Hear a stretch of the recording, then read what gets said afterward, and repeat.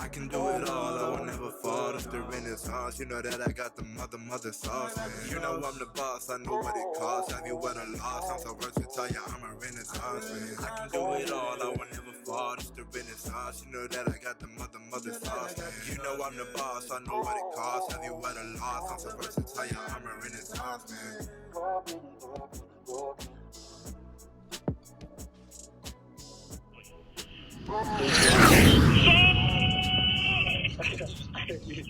Congratulations, brother. And here we go. So I didn't make a video to do a recap of the Baltimore Ravens versus Jets game. Now, not to say that, I'm too prideful to do that or anything like that. It's just that I wanted to focus on the edit of the entire weekend experience for the season opener. But I will touch base on that here real quick. We lost. We didn't get beat by the Ravens. The Jets lost the game. Like in all actuality, I being there and seeing the missed opportunities from Garrett Wilson getting open, Elijah Moore getting open, the fumbles, the drop passes. That defense played well enough. Actually, played masterfully enough to where that game was a W. It was a win. The Jets didn't get beat by the Ravens. We lost. And that sounds cliche and like it's a moral victory type thing. And it's not. It's just me purely telling you the facts. The facts is on that day, the Jets were the better team. On that field, the Jets, in essence, was the better team. They had more offensive production, more defensive production, and they also had time of possession beat as well. Like when you calculate a lot of the metrics that usually result in victories in football games, the Jets dominated across the board, except for the freaking mistakes, the self-inflicted wounds that cost us the game. So throwing the ball 59 times, Joe Flacco being our backup quarterback, that was a mistake. I believe there's blame to be placed on Flacco, the offensive line, and LaFleur as to why we took an L against the Baltimore Ravens. But there was a lot of good things to be excited about, right? Like you saw this team legitimately have a chance going into the second half. The defense showed up and held Lamar Jackson to 17 yards rushing on 6 or 7 attempts. This team legitimately held Mark Andrews easily a top 5, top 10 max at worst receiving weapon in this league. No touchdowns and a couple of receptions. Like our rookie cornerback in Sauce Gardner had 2 big plays against him. One of them breaking up a touchdown attempt, right? Like we saw a lot of great things from our young guys. We saw a lot of great things from the defensive side, the ability for them to adjust. We haven't seen that in quite some time, which was very, very concerning at first. But now we see us seeing it, we realize, okay, those guys can actually play defense. That's what's up. That's great. But overall, I mean, the game left us with more questions on the offensive side. Now, we don't have Zach Wilson. Zach Wilson is still injured. He's going to be hurt for the next week, 2 weeks. Promising thing is he has been practicing, so that's awesome. But in all actuality, like if again during the game, I was there with some of the other content creators, some fanatics. You know what I'm saying? Like there was obviously frustration and anger at what we were witnessing. And of course, we're emotional. We're Jets fans first, content creators second, right? So in the moment, as a Jets fanatic, we were losing our minds watching this game unfold. And to lose the game the way we did, it's unacceptable. I don't think that there's anything you can tell me that's going to make me feel better about what we witnessed. So again, I didn't put out a video specifically about the recap of the Baltimore Ravens versus Jets game. I do believe the Jets should have won that game. The offensive game plan was a joke. The lack of utilization of Garrett Wilson makes no sense. I don't care what LaFleur says about, oh, he needs to know the blah blah blah. I don't care. The dude was in the game. When he was in the game, he consistently got open, and he was the best and most effective wide receiver in the NFL week 1 per snap count. Per snap count. So I don't want to hear it that, oh, he needs to learn freaking every damn position there is in this offensive scheme to get him out there. They did the same crap with Denzel Mims, and now he wants out of freaking New York. And Again, I'm not saying Denzel Mims is on the same caliber of a Garrett Wilson, but we spent the number 10 overall pick on this guy, and you're telling me he's on the bench watching because he hasn't learned every other position in the wide receiver room. LaFleur needs to get off of his high horse. You've got weapons, use your weapons. Maybe you should adjust your game plan to maximize those weapon skill sets. I'm highly frustrated about that part. And because it wasn't just the fact that he was criminally underutilized, but then you had the audacity to give an explanation like that in a press conference. Like I like I said before, the New York Jets didn't get beat by the Ravens. The New York Jets lost the game because they literally shot themselves, stabbed themselves, whatever you want to call it, numerous times to give that victory to the Ravens. I think that if we bring that kind of attitude next week towards, I'm sorry, this week towards the Browns, we're in for a very, very, very sad game. We are. We are. They need to adjust the game plan significantly because we're going up against a team that is, dare I say it, defensively more concerning, I would say, than the Baltimore Ravens, which is saying a lot. But in terms of that defensive line of the Cleveland Browns, they're no joke. You know, Navian Clowney, Garrett. I mean, Garrett's going to be a force to be reckoned with. I don't know if we have an answer. I don't know if we're going to be able to stop the guy. So we're looking at potentially a lot of screen passes. I think we need to really, really lean heavily on the run game. The run game produced so beautifully for us, and yet we did not, in any capacity, if you ask me, put enough effort and more time into the run game. Yes, Brees Hall showed out in a way that we weren't expecting.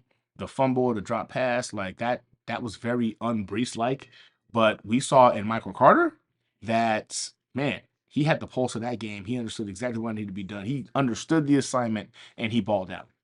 So I think that with the coming game plan, it's all about running the ball because I think the weaknesses in the Cleveland game. Again, I'm going to go ahead and talk about this in the Cleveland Browns versus Jets video, Jets versus Cleveland Brown video. But like, I think we need to utilize our running game better. We need to go ahead and utilize our tight ends better. Which again, I don't understand how we spend that much money in the tight end position, and we saw little to nothing of them um, against Baltimore. Like, why? Like, why? And I understood that we had to run 13 personnel in order to go ahead and create more time and allow more opportunity. But that's just heinous, man.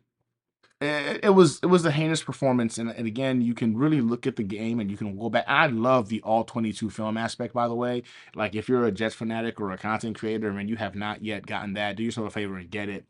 It gives you such perspective because you only see so much from the broadcasting aspect, right? They're only focusing on who has the ball, and that's pretty much the end of that.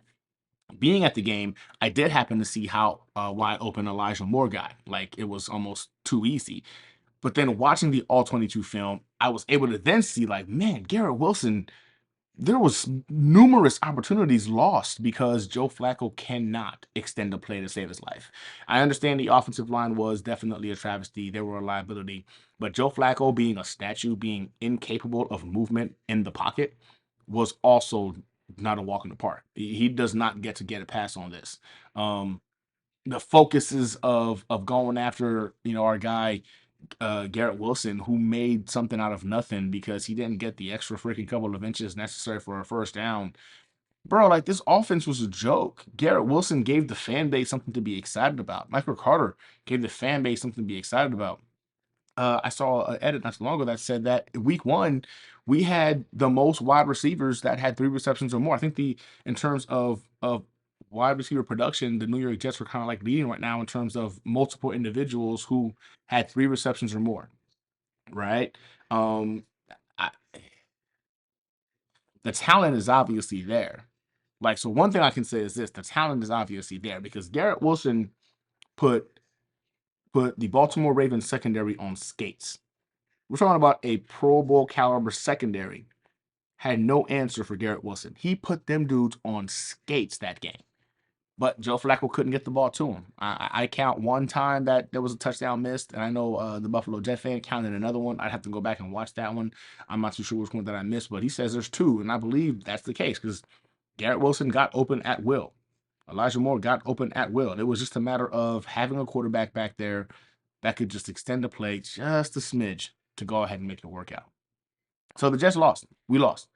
Week 1 against Baltimore.